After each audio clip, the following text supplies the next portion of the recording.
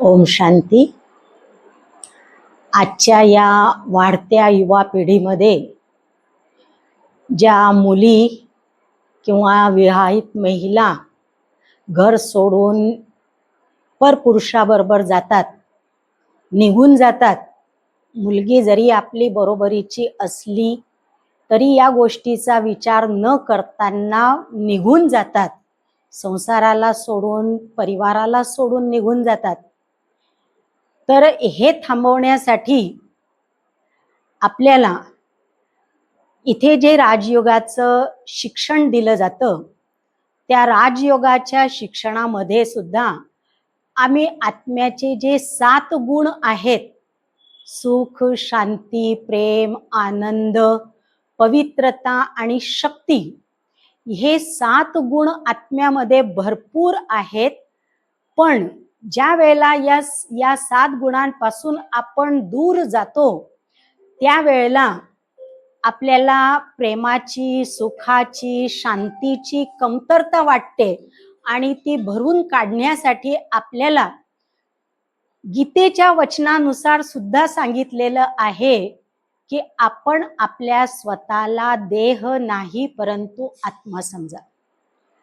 प्रत्येकाला जर आपण आत्मा पाहिला, मग पुरुष असेल तर तो स्त्रीला बहीण किंवा मुलगी या दृष्टिकोनातून पाहिल, किंवा भगिनी असल्या तर त्या पुरुषाला आपला भाऊ या दृष्टिकोनातून पाहिल. तर हे सर्वात श्रेष्ठ पवित्र नातं आहे आणि या आज पवित्र नात्याचाच भंग होत असल्यामुळे, कमी कमतरता असल्यामुळे आज हे सगळे कारण उद्भवत आहेत. म्हणून आज आपल्या विचारांमध्ये शुद्धता, श्रेष्ठता नाहीये, विचारांमध्ये शुद्धता, श्रेष्ठता नाहीये, आचरण शुद्ध नाहीये, आणि जिथे आचरण शुद्ध नाहीये तिथे आपलं चरित्र सुद्धा शुद्ध नाहीये.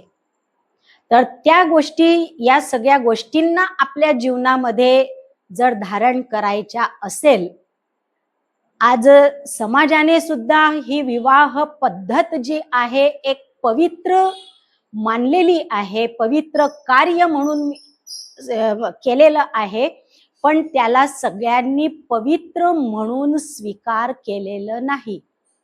तर ही पवित्रतेची कमी असल्यामुळे आज आपली दृष्टी बाह्य आकर्षणामध्ये जात आहे, शारीरिक आकर्षणामध्ये धाव घेत आहे, आणि याही पलीकडची दुनिया म्हणजे आज फॅशनच्या दुनियेमध्ये जाते. म्हणून आज आपल्याला जर ज्ञान, सहज राजयोगाचं ज्ञान, आध्यात्मिक ज्ञान जर आपल्या जीवनामध्ये जर असेल तर या गोष्टींची आपोआप धारणा आपल्या जीवनामध्ये येते आणि आपण सर्वांना त्या आत्मिक दृष्टीने, आत्मिक भावनेने आपण बघतो. त्यामुळे या सगळ्या गोष्टी आपल्या जीवनातून निघून जातात.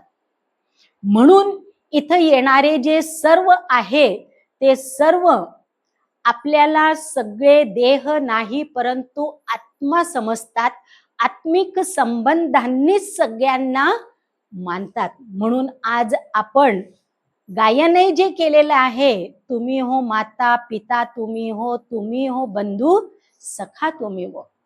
तर आज आपण सर्वांना, जे आपल्यापेक्षा श्रेष्ठ असतील, आपल्यापेक्षा छोटे असतील, तरी सुद्धा त्यांना अशा शुभ भावना आणि शुभ कामनाच्या वृत्तीने की हे सुद्धा आमचे असे श्रेष्ठ आप्त आहे आणि हे आपलेच आहे, ही जेव्हा आपल्यामध्ये आपुलकी निर्माण होईल त्यावेळेला त्यांच्या विचारांमध्ये हे परिवर्तन निश्चित घडून येईल. कारण आपला एक सुविचार आहे, आपल्याला दुसऱ्यांना बदलवण्यापेक्षा आपल्याला स्वतः बदलणं गरजेचं आहे. कारण स्वतःच्या परिवर्तनातून दुसऱ्याचं परिवर्तन आपण सहज घडवून आणू शकतो. मग ते कुठल्याही प्रकारचं असो, सामाजिक असो, आर्थिक असो, धार्मिक असो, कौटुंबिक असो, त्याच्यासाठी आपल्याला या ज्ञानाची जोड असणं गरजेचं आहे. म्हणून इथं येणारे जे पण आमच्या जवळ जेवढेही सदस्य आहेत, नियमित रूपाने ज्ञान आणि ईश्वराची आठवण अर्थात ज्याला मेडिटेशन म्हणतात, त्या मेडिटेशनाने आज आम्ही आमचं चरित्र घडवून आणतो आहे. चरित्र निर्माणाचं कार्य, श्रेष्ठ कार्य आज हे करत आहे. आणि या संस्थेचा मूळ उद्देशच हा आहे, पवित्र बनो योगी बनो. आपण जर आपल्या जीवनात पवित्रते, आपलं जीवनच इतकं श्रेष्ठ पवित्र जीवन आहे, ही भावना आपल्यामध्ये जर निर्माण झाली तर दुसऱ्याकडे कुठल्याही अशा वाईट नजरेने म्हणा किंवा जी पण अशी नजर असेल त्या नजरेतून आपण आपोआपच दूर जाऊ शकतो. म्हणून आज आपल्या स्वतःला किंवा आपल्या घरातील जे पण मुलं आहे, मुली आहे, त्यांना संस्कारित करण्यासाठी आज आपल्याला या ज्ञानाची आवश्यकता आहे. कारण ज्ञानाने संस्कार घडवले जातात. आध्यात्मिक ज्ञानाने, ज्ञान तर दुनियेमध्ये भरपूर प्रकारचं आहे, पण आध्यात्मिक ज्ञानाने आपले संस्कार हे घडविले जातात.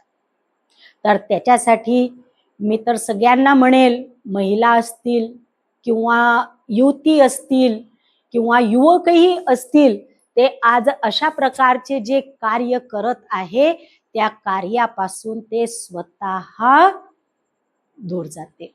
आणि ह्या सगळ्या प्रथा ज्या आज होत आहे यांना आळा बिलकुल सहज रीतीने बसू शकेल.